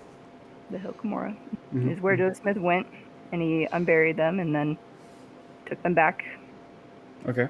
So Moroni, last guy to write, wrote about charity, and chapter 7, verse 45 says, "And charity suffereth long, and is kind, and envieth not, and is not puffed up, seeketh not her own, is not easily provoked, thinketh no evil, and rejoiceth not in iniquity, but rejoiceth in the truth. Beareth all things, believeth all things, hopeth all things, endureth all things. Wherefore, my beloved brethren, if ye have not charity, ye are nothing. For charity never faileth. Wherefore, cleave unto charity, which is the greatest of all. For all things must fail. But charity is the pure love of Christ, and it endureth forever. And whosoever is found possessed of it in the last day, it shall be well with him." That's just like one example of the things that we were taught, is like to have love towards others and to have patience. So it's believeth all things. That's a contradiction, right? It's contradiction, not contradictions. No, plurality. Believeth all things. How does that work? Because obviously there are things you have to not believe. Yeah. Right. Like, you could just not have written that. Like, surely whoever wrote that saw the irony in that, right? That makes no sense. Oh, God. Give me strength. Oh my gosh. Anyway, it's just an example of like what are some things that we're taught in this, is like how to be kind to others, how to live our lives and not kill people, which is what a lot of this was, honestly. There was a lot of war. There's some really cool chapters in Alma actually that are like when they're in war, and like the strategies that they did to like outsmart the other imposters, like you'd go in and like attack a village and outsmart them or something, they'd get their land back. So Alma. Oh my God, there's so much to read. Alma's long. Yeah, Alma's long. I'll just skip to the end. It's probably all summarized anyway. I'll skip to the end. And thus ended the account. God damn it! See that? I just wanted to quit. Is that the very end? Yeah, the last one. And thus ended the account of Alma and Hallam and his son, and also Shiblon, who was his son. Good to know. Yep. Yeah. Tells me nothing about what happened. There you go. Actually, no, it ends bad. They got stirred up to anger again. Verse 14. Oh, I have like a little comment that's just like, no! Like, so they went through all that fighting just to fight again. And it's just like, stop fighting. Oh, that's funny. Anyway, do you have questions? I guess. I mean, are there like questions? I think I've had a lot of questions. I know you've been. Mostly about like all my questions are all kind of just like, you realize this is made up, right? In one way or another, and like, here's how we prove that it's made up, and you're just like, well, if you just believe it anyway. Which is the point of faith, and I get that. I mean, the only way to know for yourself would be to try it. Like, I guess, like if you took like. Well, I mean, it's too late for me now, right? Like I've had coffee. Oh no, no, it's never too late. Dude, David like slept with a girl, had her husband killed, and it's not too late for him. Like, who's David? David, someone you know? David in oh my gosh, David in the Old Testament. Oh, Is like he the one King that fought David, Goliath? Yep. Okay. Hmm. Uh-huh. Yep. Giants, which there were also no evidence of. You think they'd leave bones or something when they died, but no. Oh man. Well, I'm not. I mean, I'm not going to not try it, right? Well, what if you did? Like, what would it take for you to, I guess, believe something? Right? Because Well, that's the real question here. Like, what would what would it be take the for me to thing believe that you'd something? be like, yeah, like what would it take? What would it take for you? So information is only as valuable as far as you can prove it to be true. So extraordinary claims require extraordinary evidence. Regular claims, like someone called David, maybe, I can go, well, there's lots of people named David, that's probably true, right? So for me to accept something on faith is not inherently out of the question by mere principle of how that functions, right? Mhm. But extraordinary claims would require extraordinary evidence. I would need, like, Jesus coming down here walking on water, right? That's it. That's the level.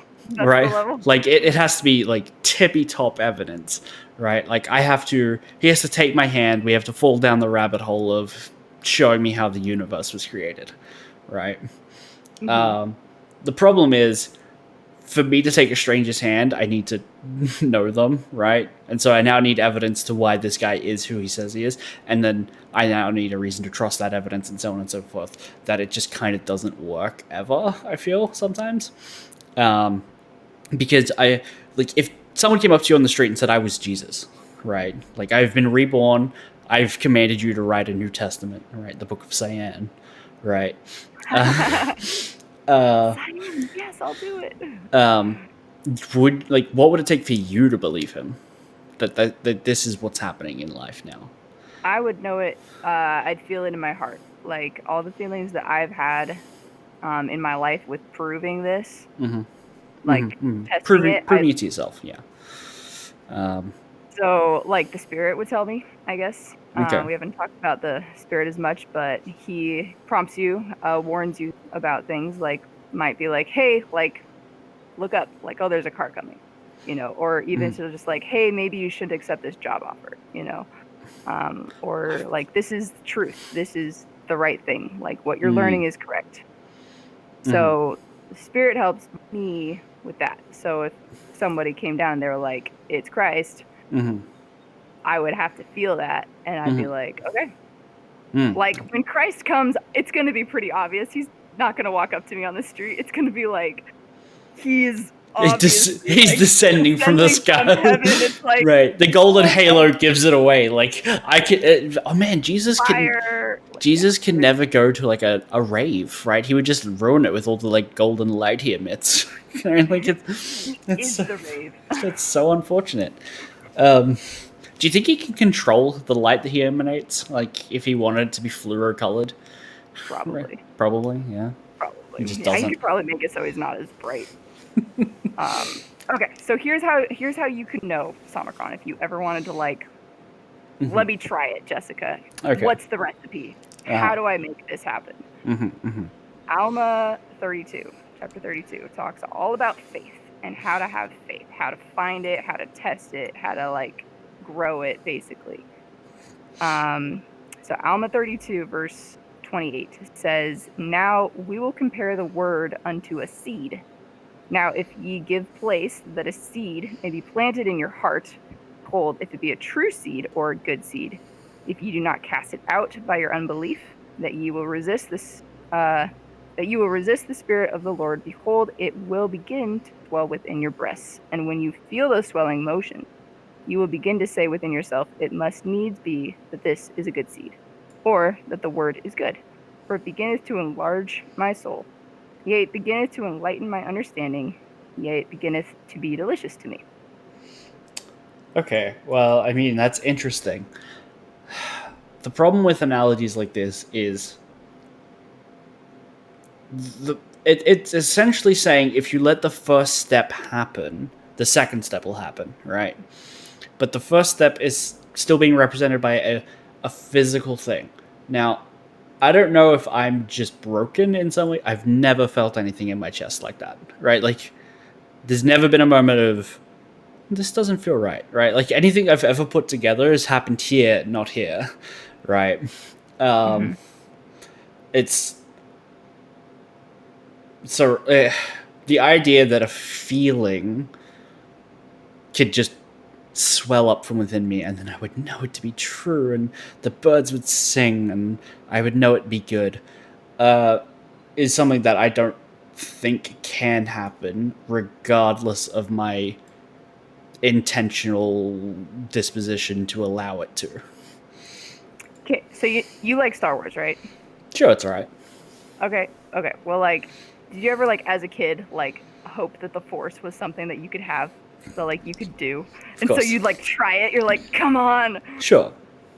So it's kind of like that, but it actually happens. Like, you feel it inside of you. Like, you actually. Right, but I Like- stopped being 7 a while ago. Like, I'm sorry, I can't believe in things the way I did as an infant, right? Like, besides, if I got given the Force, I would be Sith Lord, not Jedi, right? Like, Use it for evil. all would look upon me in despair, right? I'm Galadriel in the Forest, being offered the ring. There you go.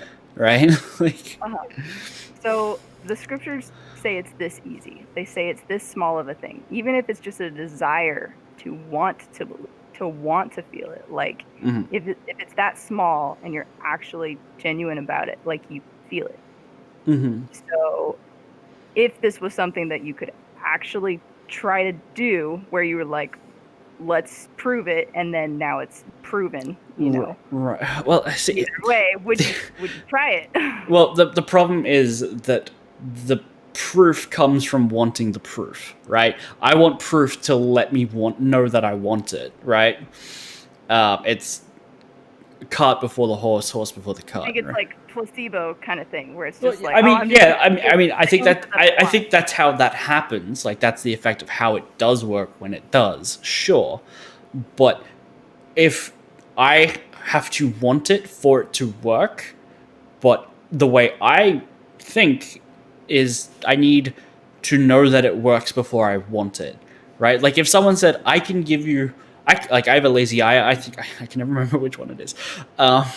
But I can't read distances very well with my right eye. If someone said, let me stab your eye with this pen and it'll fix it, I need to know, like, before I want that to happen, I need to know that it works, right? So someone says, just want to believe it and it will work. I need to know that it works before I can want it. But to know it works, I have to want it. Right? It's just an infinite circle of, well, this doesn't work.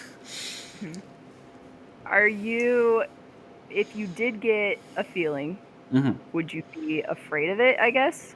Or would you just be like, I mean, I'm not afraid I of don't want to feeling. know. Like, why did I try this? I don't want to know that. I'm not afraid of feelings, right? But the problem is I've never felt something the way it's described, right? So it's a matter of, I know me, that if there was a feeling that I get that's like, oh, look up because a brick's about to come out, or like, don't take that job offer or whatever. I've never had an experience like that there's something looking out for me when I don't know it's there, right? Yeah. Because frankly, there's a lot of questions that ask, right? Like, where were you when I got hit by a car 2 years ago?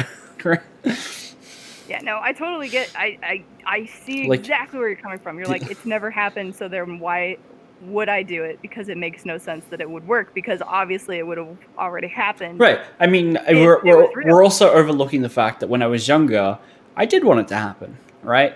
I considered myself to be largely agnostic for a very long time. But, well, a long time, I'm still young, right? Like, you know, long as in a relative term, right? So I have wanted it, right? And nothing's ever happened, right? Like, I've been to churches, I've prayed, I've been, you know, we had, I can't remember what the exact word was, but it was like after school scriptures, like lessons in like, we call it primary school, you probably call it grade school and elementary or something. Yeah, like Sunday school, primary But school. yeah. So like it was a part of primary school where just after normal kids would go home, you sat around learning, you know, and somehow an 800-year-old man with no prior history building boats somehow got two of every animal, but koalas and kangaroos are only in Australia. Right, like Yeah. you know, Yeah. and all kinds of fairy tales like that. Yeah. But so the idea that I would have to want it for it to work when I have wanted it and it hasn't kind of already rules it all out.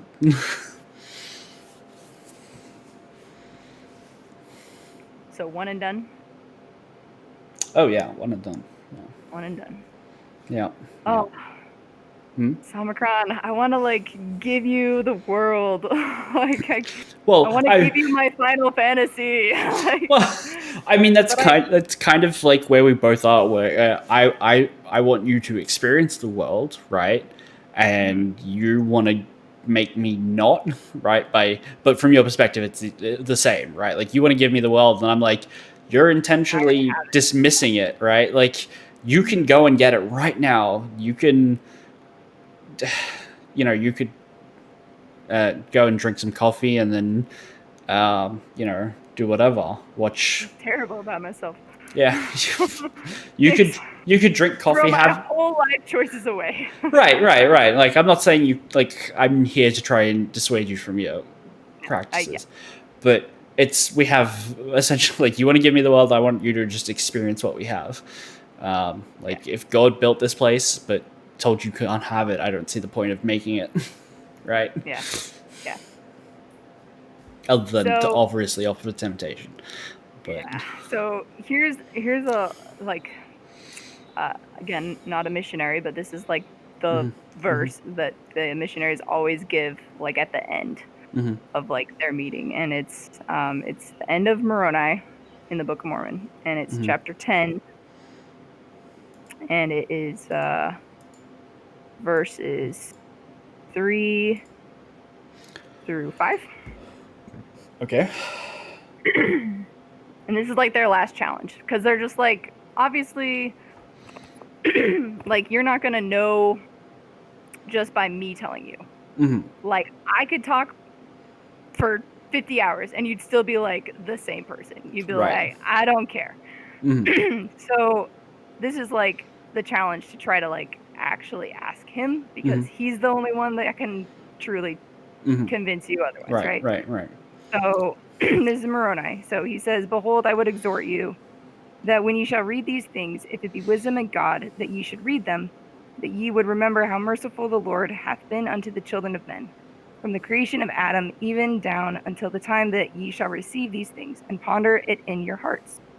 And when ye shall receive these things, which is the Book of Mormon and all the teachings in them, I would exhort you that ye would ask God, the eternal Father, in the name of Christ, if these things are not true. And if ye shall ask with a sincere heart, with real intent, having faith in Christ, meaning that you believe that he is real, he will manifest the truth of it unto you by the power of the Holy Ghost. And by the power of the Holy Ghost, he may know the truth of all things. Interesting. So that's what my whole intention here was just like, Samacron, now you know, like what you want to do with it is up to you. But if you ever wanted to be like, sure, let's try it, that's how you do it. Okay, cool. That's all. I mean, maybe one day what I'll do, because there is a plan that I had, which was Summercon in the USA, right? Like that's my, in like 2 years, I think is when I want to do it. I was thinking about doing it earlier. In fact, one of my friends was like going to invite me to his wedding in America, and I just like, I don't have a passport. So he didn't. He was like, oh, I guess you can't go. But work, when you have been working there for 10 years, you get long service leave, which is they give you like 2 months off. It's great. And so what I want to do is go to America and hang out with all of my friends, right? Which is enough time to be like Mormon light, right? Hang out for a week, give it a go. Yeah. Yeah. We'll meet up with Ted and people. We'll like go to like the outside of a temple and be like, look, this is what it looks like. Like, Yeah, you can't go there. And then you guys walk in and leave me. Yeah, thanks. we wouldn't leave you. But yeah. So Yeah, I mean, it's certainly on like the realms of possibility. I can tell you, I doubt it'll have any effect, any lasting effect. I like asking you or like coming to you. hmm? What are you talking about? Like it would have any lasting effect that I would be like, no, this is for me. I'm gonna start doing this full time. Right? Like I can already tell you that it probably won't because it's never before, right? Like just inertia at that point, right? Yeah. Also, I'm not giving up coffee. Yeah. God damn it! I had something again, and you made me lose it. Oh, sorry. I mean, so my husband is I actually taught him, and like pretty much like how I'm teaching you, just straight up like it's up to you. Like you have to do it for yourself. And this was when we were dating, so we weren't married or anything. So, but he's just like, I'm gonna try it. And what he did was he lived his life as if he was already a member to see if it was really like something that he wanted to. Because Right. I mean, it's just like that's a huge commitment. Like anything that you do, like in life, that's like this, you know, it's gonna be lifelong Right. consequences. You know, like a new religion is a big deal to just be like, yeah, let's just jump into it. So Right. so he wanted to do that. So he tested it out by doing it that way, where it's just like, okay, you say no coffee. Okay, you say like don't work on Sundays. Let me try this out. Let's see if like this is something that. I mean, okay, so if you can't work on Sunday, but I sent you $10 for doing this, right? It's Sunday where you are now. It's obviously not Sunday for me, right? Does that mean this counts as work for you, and thus you get out of? I like force you down from celestial bodies. Well, this was free, but if we had made the arrangement, I would have made it so it's not on Sunday because it was like, no, I don't like getting. No, I don't do work on Sunday. How does that work given that the Earth is a globe, right? Like, obviously it's Sunday for you, it's not Sunday for me. Yeah, so the Sabbath day is observed on Sunday. So that's the day, like, you go to church, that you rest. Obviously, it's like things are staying open, like doctors necessary, but it's still like we're supposed to keep the Sabbath day holy. It's one of the commandments. So it's like do it in the best way that you can. So for some people that means like they don't even watch TV on Sunday. They don't play certain games on Sunday. You know, they're just like straight like this is how I do it. This is how I worship. This is, you know, my thing. And other people are like, I don't care. I'll just, you know, do whatever. Like it's a normal day, you know. And Okay. So that reminds me of something I had, I think, a while ago, which was looking for, like, okay, so you understand that weeks and days are subjective to our experience on Earth, right? That's, yep. Right? Time is relative. What is time? Exactly. So humans are trying to get off Earth. How do you hold, like, what a Sabbath is? Like, what's a Sunday on Mars, right? Where weeks are not the same to Earth because the solar rotation is different, right? Yeah. I mean, I guess you would just pick an Earth day. Like, if I went to Mars, I'd be like, hey, Mom and Dad, like, what day is it there? And I'd be like, that's how I would. Because you're not going to go to Mars, change your whole time schedule, and then come back and be like, sorry, I'm on Mars time. Like, I'm not going to go by Earth time anymore. Right. Like, you would still calculate time by Earth standards, I feel. So. Okay. Because I also have that issue with just something that came about from like watching and reading a lot of sci-fi, which is how do we age ourselves when we're no longer tied to a rotation of the Earth around the sun being a year? Like I've had 27 years. That's 27 rotations. But if we don't live on a planet that orbits this sun or orbits another one at a different rotation, how do you measure how old you are accurately? My guess would be, because not a lot of sci-fi talks about that. You would have to go by either, you'd say like a rotation with your birth date, like how old you are, or you would have one global thing that was just like like day of what like a certain one like of Roman standard right letters. one of Like, one of the ones that I have seen that do have a solution for that is they would say I'm 40 years Terran standard because Earth yeah. is Terra, right, and we're Terrans. But that doesn't like I like that as a solution. Like we basically we when you're born, they go, okay, it is the year 2050 62 on Earth, and we just have clocks. Everyone wears a watch, and it ticks up and it tells you when a year's gone by, right? But that implies we always have a connection to our home planet. Which, if we didn't, then what do you do, right? Like if you don't know where Earth is anymore. I mean, it's like kilometers to miles. You just have to convert everything every time you traveled somewhere. You feel like, so right, this is a third of a day compared to that planet, and right, that's how we calculate time. But I'm saying there is a very real possibility that one day we won't be able to compare kilometers to miles because we won't know of kilometers anymore, right? Like, what happens then, right? Like, is that just like the darkest timeline in your eyes, where it's like everything is going downhill because these people will never know when it's Sunday, right? Like, they can't ever know. No, there would like all those souls are lost because like also if population counts increase, so obviously we need to have new souls, right? Where are new souls coming from? We have the same soul. We've had the same one the whole time. Right. Never changed. Is how we believe it. Right, but two people can have 10 kids. Is that 10 new souls? Yep. Like they're so the premortal life is where we're all at, right? Right, but all these intelligences. So like you come here first, you have a baby here. There's another one. They have a baby. Oh, there's another one. Like so they're all God's children. Right, but the primordial circle, right, in the graph can't ever run out of souls. It's an infinite well. I'd say no, because eventually the Earth's going to be done. Mm-hmm. So that well specifically, no.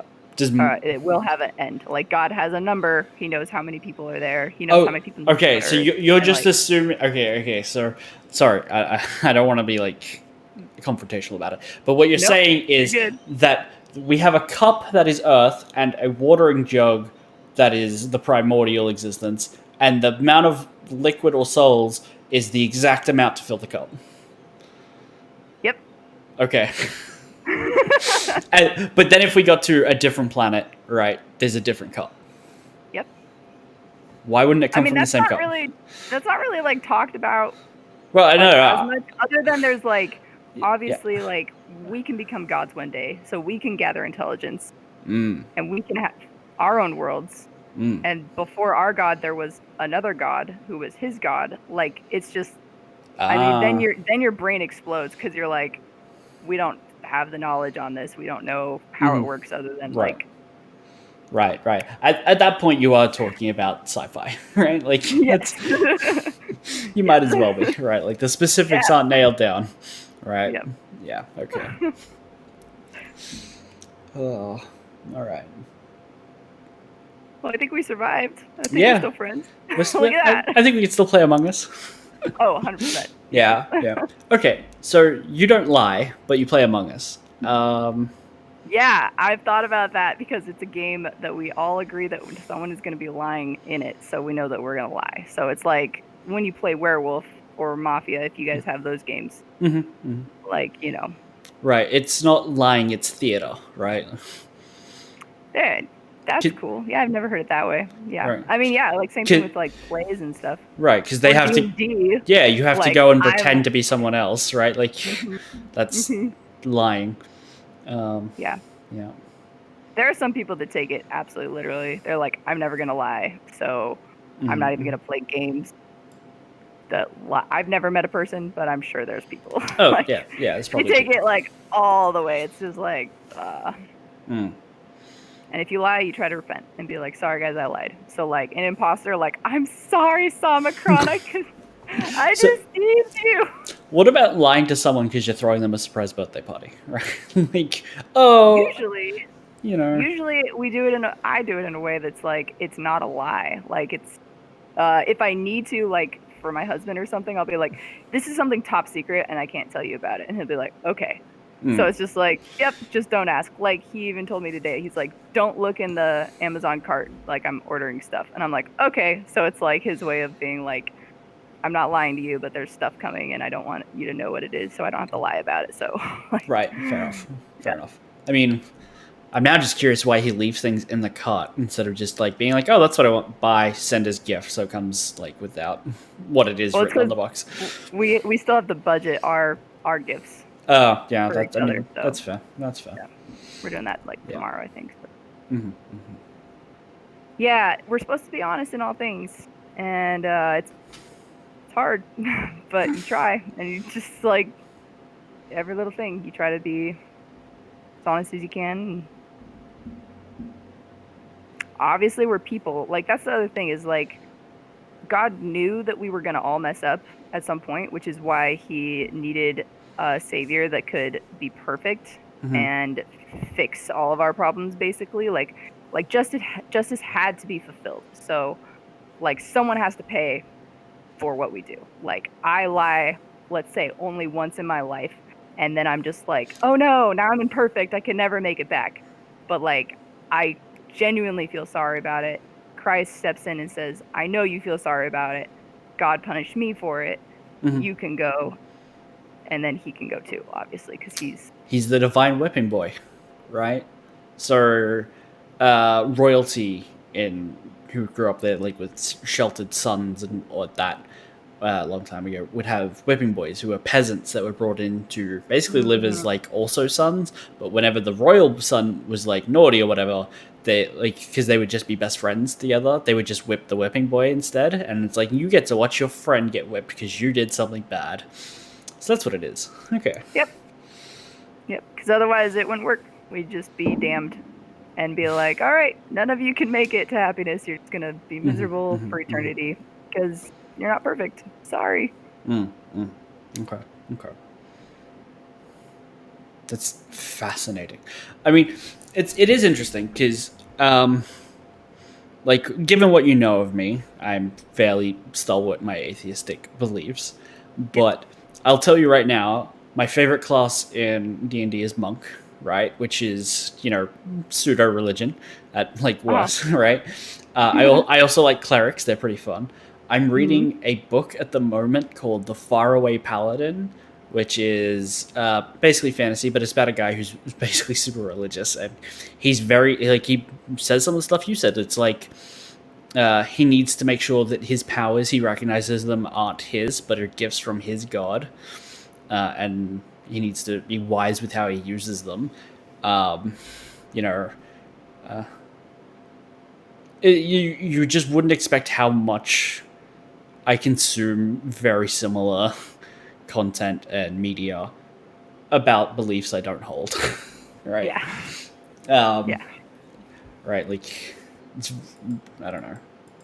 It's weird. I kind of only realized it sort of the other day when I was like having to prep for this, essentially. Oh no. That I was like, oh. What do I need to know? What should I look up? Yeah.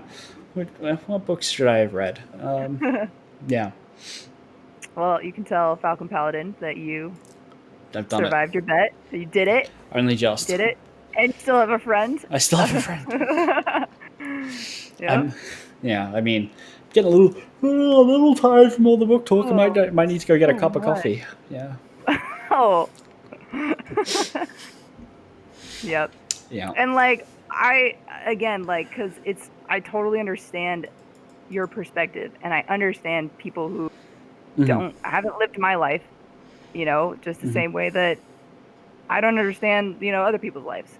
So I can't be the one to be like, well, you're screwed, like, I'm not going to say and like condemn you and be like, Somicron, like, I'm just like, you're doing fine. Like, ask questions if you're curious, but like, that's your life. You're the one that has to live it. Like, I should never be the one to tell someone how to live their life because it's not my life. Like, I have my own life to worry about.